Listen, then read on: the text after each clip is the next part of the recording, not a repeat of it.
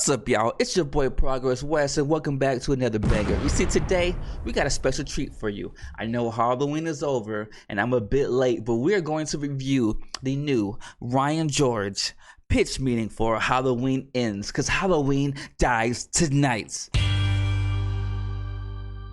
So, you have a Halloween reboot slash sequel for me? Oh, God, I think so. Yeah, I'm not sure what this is anymore, but you got that new Halloween movie for me? Oh, yeah, yes, sir, I do. Amazing. So this one's gonna take place 4 years after the events of the last movie, right? Oh, yeah? And what's going on with Laurie Strode? You know, she's just kind of doing her best to live a normal suburban life, you know, just taking it easy. Really? Yeah, that's what I wrote here. Why? What's up? It's just like 2 movies ago, we said she had spent like 40 years training and being paranoid just in case Michael Myers ever escaped from the asylum he was in. Right. And now Michael Myers has killed her daughter and is on the loose, and she's just chilling. That right there was the biggest thing that took me out of the movie. Like, this chick has been ready for Michael Myers for like decades, ready for him to come. Like, she knew he was coming. She knew it. She was prepared. She had traps. She had weapons. And then he attacks. He finally attacks after decades. She narrowly escapes with her life, but her daughter dies. So it's just her and her granddaughter. And you're telling me she's just gonna, oh, I'm gonna go on about my happy little life. When Michael Myers, his body was never recovered. So Michael Myers is still out there, and Laurie Strode is just gonna pretend it never happened. That does not sound like Laurie Strode to me. Am I tripping? Because I've seen all the Halloween movies. That does not seem like the Laurie Strode that I know. This Laurie Strode, well, not this one, but Laurie Strode is supposed to be a badass that is ready and like feels like personal responsibility to take down Michael. She's not gonna give up, especially when she knows he's still out there. After 4 years, she would be like PTSD, DEFCON ridden, ready to go out. Like, after 4 years, she'll be walking around with her hand on the trigger at all times, ready for Michael to pop out. It makes no sense for them to ignore the shape. Like, yeah, it's been 4 years, but no, like, how long did it take him last time? You still need to be ready. I mean, or maybe I'm just tripping, but that took me out of it. Let's get back to it. Yeah, no, she's chilling. Oh, okay, cool. So anyway, we're gonna meet this weird 24-year-old dude named Corey, right? Hey, what's his deal? Well, his deal is that the movie's about him now. Oh, it is? Yeah. What about Michael Myers and Laurie Strode? Not so much, no. Isn't that what people would want to see, though? Who's to say? I mean, probably. All right, so I know people are divisive on how they handle this, having Corey become like the main killer in this movie.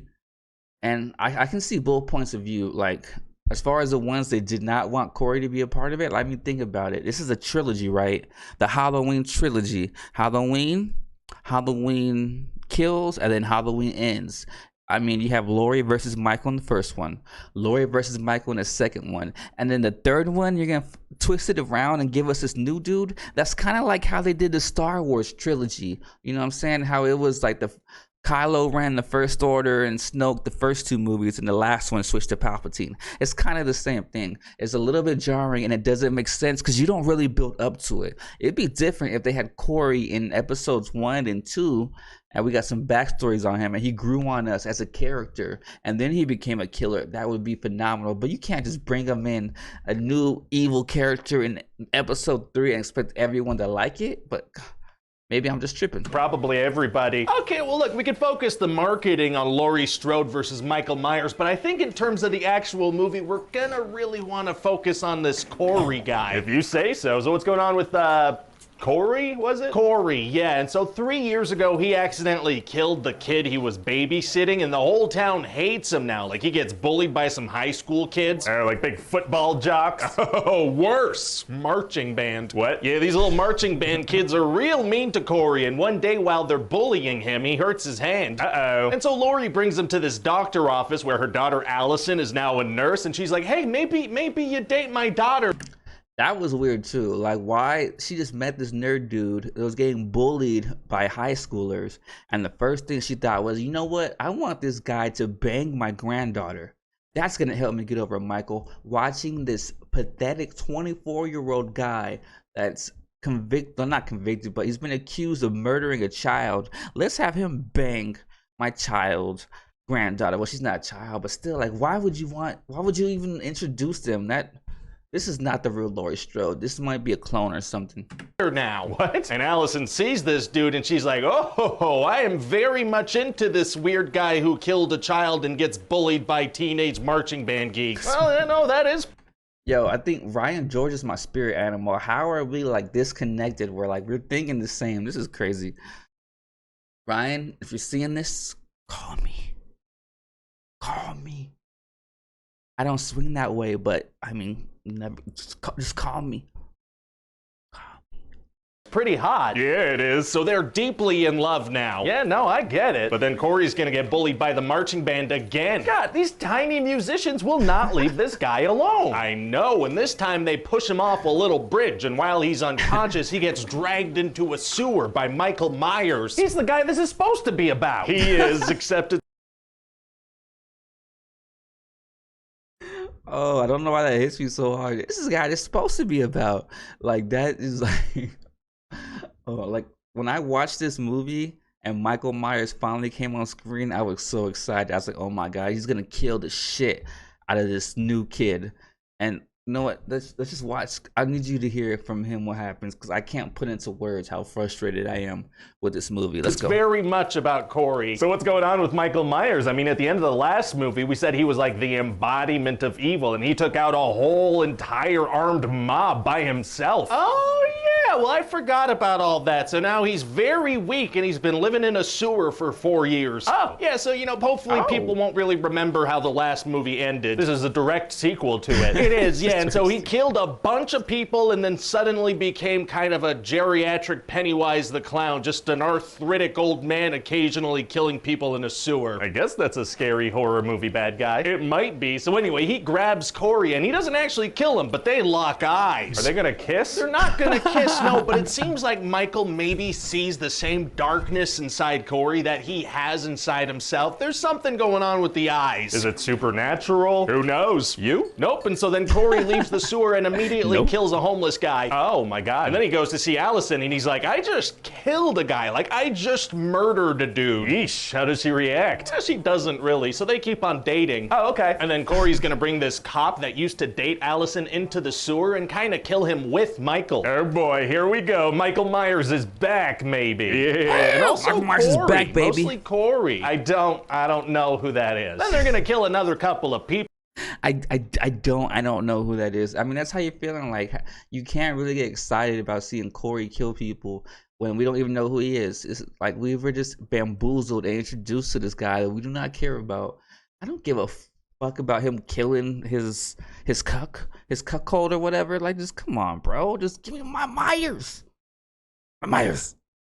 I mean, obviously, it's gonna be the last time that the actress Jamie Lee Curtis, it's gonna be the last time she plays Laurie Strode. Why can't she go out with a bang? Why can't her and Michael have the drag out fight? I mean, I know they're old, but she was ready in the first one. You know what I'm saying? Like, she was ready to go. Why can't we go back to that? That would have been a satisfying conclusion. Michael killing everyone around her, then coming to her and getting messed up. I almost said the F word, but getting messed up. I would have loved that. Not this.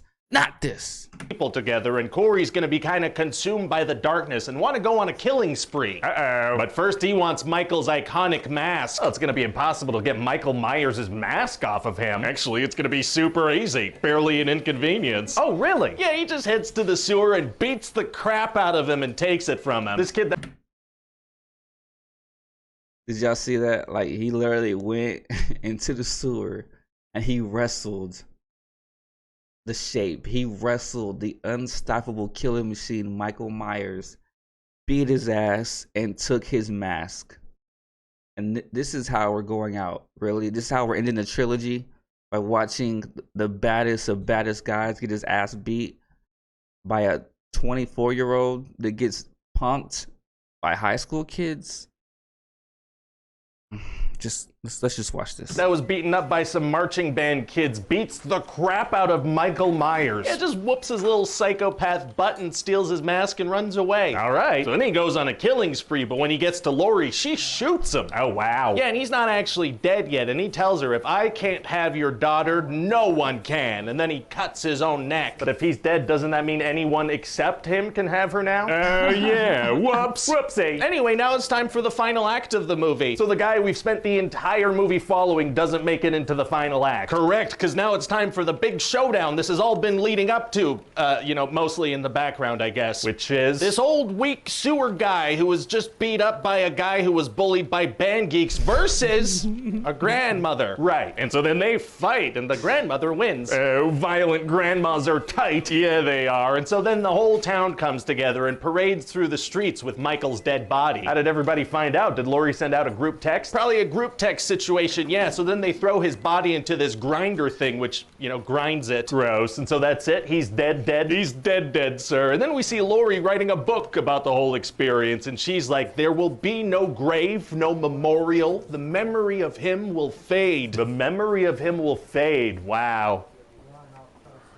Wait, she wrote that in a book? Yes. Okay. And so that's about it. What do you think? Well, listen, as long as we got the iconic mask and knife and the marketing material, this is gonna make money.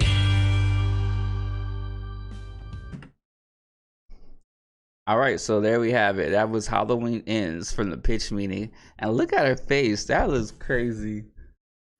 Look, this evil looking grandma. Anyways, I mean, what can you say? Like, I already said my piece. The movie wasn't great. Pitch meeting was pretty cool. I mean, I liked it. I definitely liked it. How did you feel about it? Let me know down below. Leave a like if you liked the video. Subscribe if you're digging the vibes. And let's go.